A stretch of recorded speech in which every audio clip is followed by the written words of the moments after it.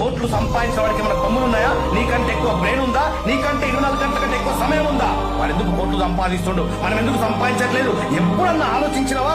ఆలోచిస్తే నువ్వు ఇట్లా ఉంటావా? ₹1,00,000 సంపాదించాలంటే ₹1,00,000 సంపాదించే మనిషికి ఉండే లక్షణాలు ఫస్ట్ రావాలా. మనిషి యొక్క స్టామినాని మరిచిపోయి 20, 30, 50 వేలకి అమ్ముడు పోతున్నాడు. పొద్దున్న లేసామా, లంచ్ బాక్స్ కట్టుకున్నామా, ట్రాఫిక్ లో హడావిడిగా బయలుదేరామా, అక్కడ పంచు కొట్టామా, సరిగ్గా సమయానికి బాస్ తిట్లు భరించామా, టార్గెట్ ని భరించామా, ఆ స్ట్రెస్ అంతా తీసుకొచ్చి పిల్ల పైన తీసామా, రాత్రికి టీవీ చూసి సప్పట్లు కొట్టి పడుకున్నామా, నెక్స్ట్ డే రిపీట్. జీవితం మొత్తం రిపీట్. ర్యాట్ రేస్ లో ఇరుక్కుపోయావు. కనీసం నీ జీవితాన్ని ఎలా బాగుపరచుకోవాలో ఆలోచించడానికి కూడా నీకు టైం ఇవ్వట్లేదు. అక్కడ మాట మాట్లాడితే చాలు, బాగా చదువుకో బిడ్డ, బాగా సెటిల్ అవుతావు, బాగా చదువుకో బిడ్డ, బాగా సెటిల్ అవుతావు, బాగా చదువుకుంటే బాగా సెటిల్ అవుతావు అనే సెంటెన్స్ కరెక్ట్ అయితే, చాలా బాగా చదువుకున్న మన టీచర్స్, లెక్చరర్స్ 30, 40, 50 వేల శాలరీకి ఎందుకు పనిచేస్తున్నారు సార్? మరి చాలా బాగా చదువుకున్నారు కదా. సంపాదించడానికి ఎలిజిబిలిటీ క్వాలిఫికేషన్ కాదు మిత్రమా, క్వాలిటీస్.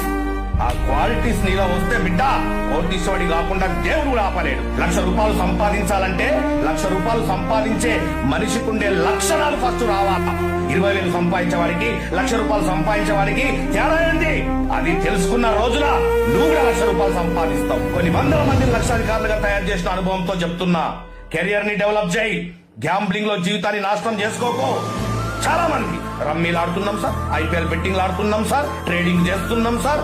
చేయొద్దని నేను చెప్పట్లే, ఇవన్నిటిని గ్యాంబ్లింగ్ ఫీల్డ్స్ అంటారు. ఇవన్నీ ఎప్పుడు డిమాండ్ లో ఉంటాయో, ఎప్పుడు పడిపోతాయో వాటికే తెలియదు. కత్తి పట్టినటువంటి ఫ్యాక్షనిస్టు కత్తి చేతిలోనే చచ్చిపోతాడు. గ్యాంబ్లింగ్ లో డబ్బులు సంపాదించిన వ్యక్తి ఆ గ్యాంబ్లింగ్ లోనే డబ్బులు పోగొట్టుకుంటాడు. ఇదే కర్మ సిద్ధాంతం. గ్యాంబ్లింగ్ వద్దు మిత్రమా, కెరియర్ ని డెవలప్ చేయి. ఇంకా ఎంత దారుణంగా దిగజారిపోతున్నామంటే, ఫ్రీ బస్ ఇచ్చారు కదండి, ఫ్రీ పెన్షన్ ఇస్తున్నారండి, ఫ్రీ రేషన్ వస్తుందండి. ఫ్రీకి అలవాటు పడిపోయినావు. నీ శక్తి సామర్థ్యాల్ని మర్చిపోయినావా? పరిగెత్తి పాలు తాగడం కంటే నిలబడి నీళ్లు తాగడం చాలా మంచిది. మంచం ఎంతుంటే కాళ్ళు అంతే జాపుకో బిడ్డ. ఏంటి పెంపకం?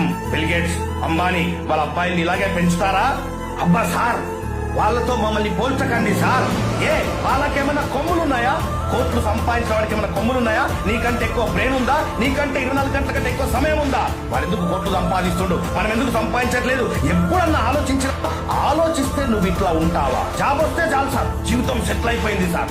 ఎందుకంటే చిన్నప్పటి నుంచి మనకు జాబ్ తప్ప వేరే లోకం లేకుండా పెంచిండ్రు. కాబట్టి జాబ్ ఒక్కటే తెలుసు మనకి. జాబ్ లేకపోతే పిల్లనివ్వరంట కదా, జాబ్ లేకపోతే సక్సెస్ కాదంట కదా. ఈ ప్రపంచంలో జాబు చేసి కొన్ని 100 కోట్లు సంపాదించిన వాడు ఒక్కడు కూడా లేడు. 100,000 కోట్లు సంపాదించిన ప్రతి వ్యక్తి బిజినెస్ చేసిన వాడే. కానీ మనం జాబే కావాలా? మనకి జాబ్ వస్తేనే